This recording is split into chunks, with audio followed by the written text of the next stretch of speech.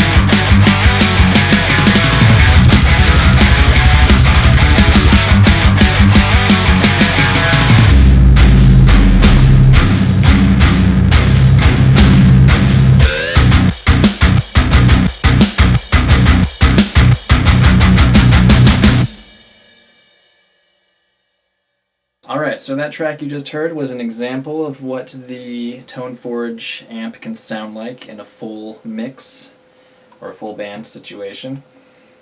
And so right up here I have just the DI track of one of the guitars from that song. And so this was just my guitar into a DI box and then into the software. So by itself it sounds like that. So we're gonna load up the Toneforge Menace, and it looks like this. So those of you who have used PodFarm or other amp simulator softwares will be pretty comfortable. They'll know their way around here. Let's look at the signal path.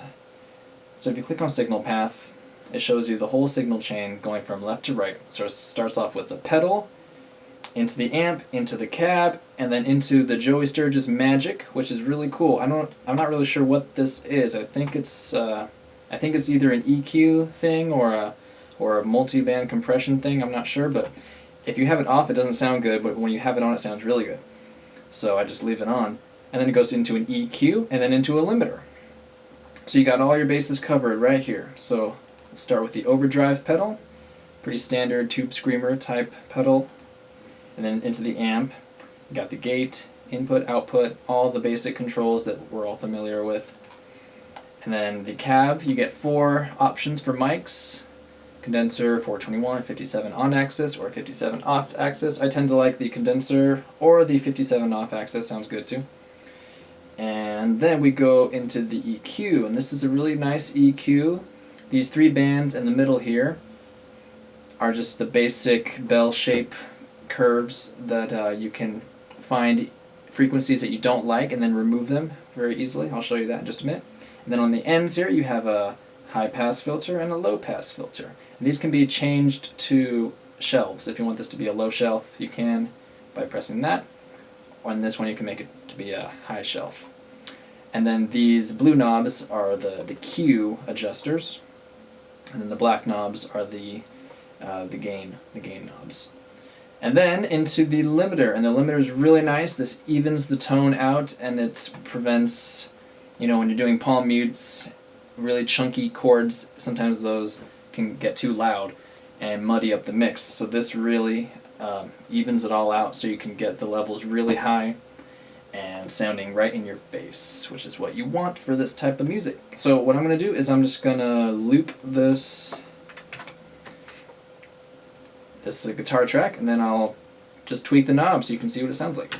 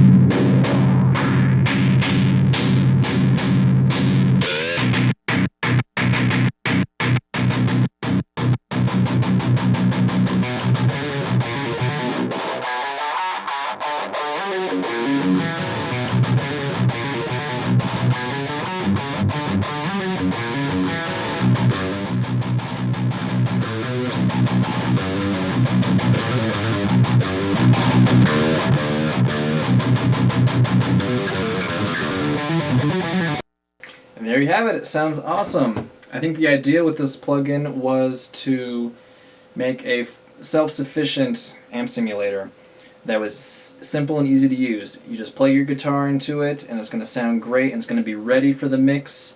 You don't have to do anything after it. You don't have to add EQ or compression or anything after that. It just sounds good and it's ready to go. And I just love how simple it is. I think a lot of the amp simulators these days are just getting too complicated, and it takes too long to tweak the knobs and tweak the settings until you get something good. I'd rather just have something where it just sounds good right away and I can use it and concentrate on making music.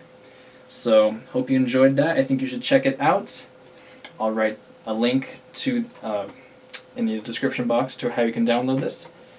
And I highly recommend it. Check out Joe Sturgis. He is the man, and you will love it, I promise.